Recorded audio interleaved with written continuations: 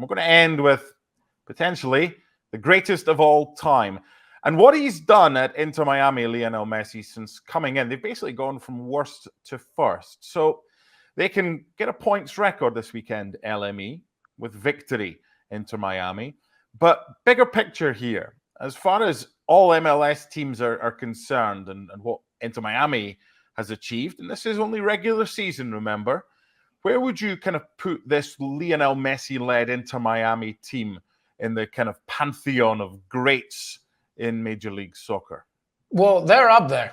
I'm telling you, I think the sporting director, Chris Henderson, has done a very good job, because when you look at these numbers, as you mentioned, a lot has been done since Messi's arrival. Obviously, they won the Leagues Cup, their first ever major trophy. They went from the worst team in the league to making that happen. Then this season, they brought in Luis Suarez, Sergio Busquets, Jordi Alba was there last season. But it's not just about that. Like, they have a very dynamic team that is both balanced in experience as well as in youth. And statistically speaking, Inter Miami does just as well this season without Messi as well as with him, because obviously Messi has been out for half the time after that Copa America injury in the final. But 8 out of those 9 games that Inter Miami played without Lionel Messi, they've won.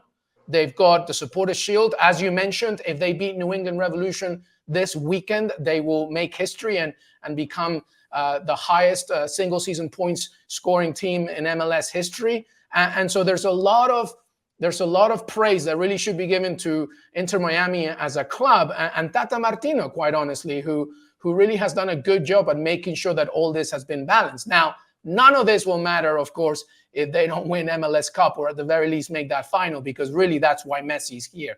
And at 37 years old, he's still looking to make those wins. He wants to be a leader once again with a championship winning team. And so that's still something to happen, and we'll have to wait and see. But here's the other thing. At 37 years old, he's only played 18 games, 17 goals and 15 assists.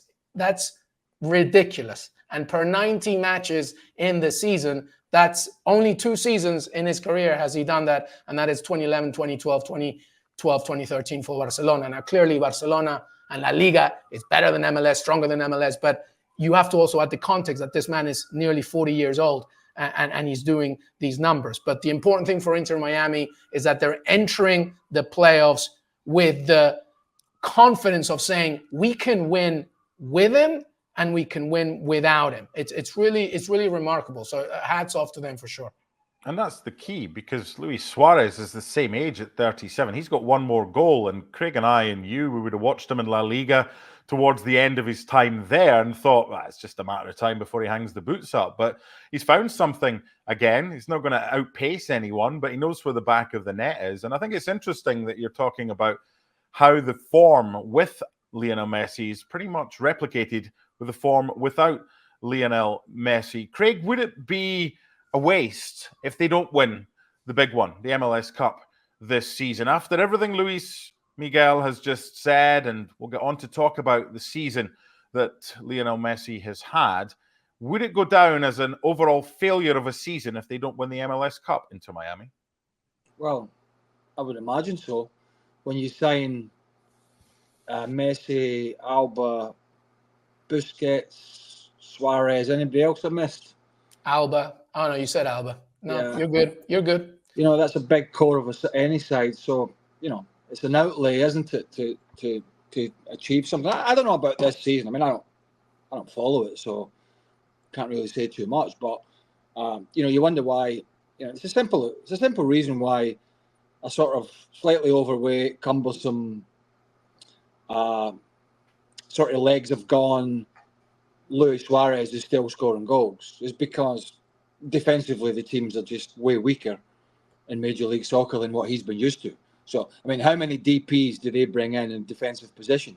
It's most of the big wigs that come in, there's the odd goalkeeper. I mean, Jordi Alba's there, but most of the big wigs that come in Major League Soccer are sort of number 10s, big star midfielders, big star frontmen. Very rarely do they go out and let's bring in some centre halves that are DP. You know what I mean? So The defensive aspect of it is definitely weaker, and hence the reason why guys that are, in their late 30s and it was a struggle for them elsewhere are able to score goals. And that's just the way it's been. It's been like that for a long time. But it's been that way for a long time, and they like goals in MLS, and they like big time, sort of big name forward, exciting players. And that's the way they want to do it. But that's to the detriment sometimes, I think, of the defensive aspect of the game. Not saying there's any no good defenders in Major League Soccer. Of course there are some, but there's not enough across the board, and therefore, teams like Inter Miami, when they can create those chances and they have guys with that experience, are going to take advantage of it. Yeah, but the key is, though, I just want to add one thing, and he's right. Like, obviously, like as we mentioned, this league is not as strong as other leagues in Europe. Of course, Luis Suarez is going to have an easier time. But I think the big point, because Luis Suarez has also missed some games, like this is a team that's well-rounded. So I absolutely agree, like defensively, obviously there's vulnerabilities, but the goals that Luis Suarez is scoring, like, they honestly don't happen most of the time without this really good core unit of Inter Miami players that are young. Like some of them are coming from South America.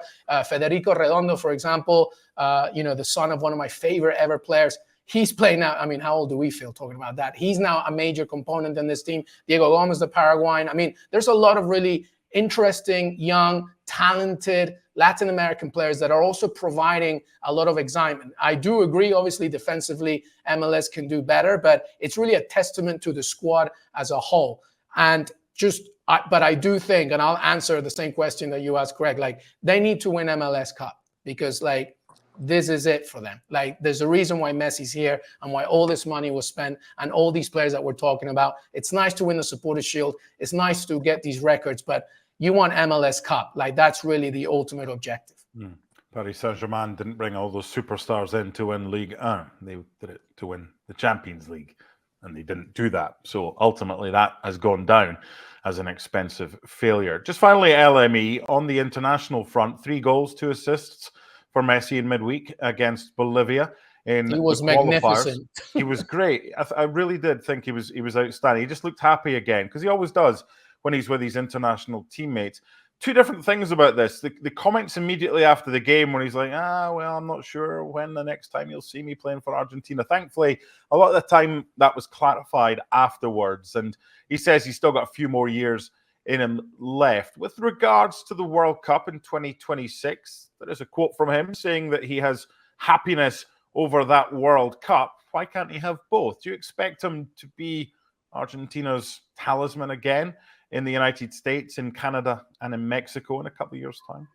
Well, Andy, remember, he said happiness and healthiness, and that's a key part of here. He has to stay healthy in order to obviously be happy. And when we talked to him one-on-one when he just arrived for ESPN, again, that was the first question I presented to him.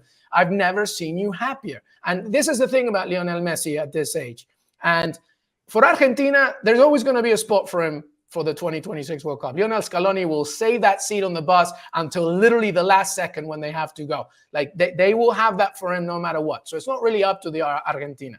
Like it's not really up to anybody aside from Messi. And he has been very consistent about being very subtle about saying this very fact, that it's day by day for him. He's more concerned about being happy and healthy. And that means physically and mentally, because a lot of people forget that he is not happy if Antonella Roccuzzo, his wife, and his kids are not happy. And they are beyond happy in Miami. They are in Argentina without needing to be in Argentina, right? Like they have everything that they need right there. So as long as that continues and remains happy, at this point, my gut tells me that, yeah, we will see him at the World Cup 2026, because also he can adapt himself to whatever he wants to be in this squad.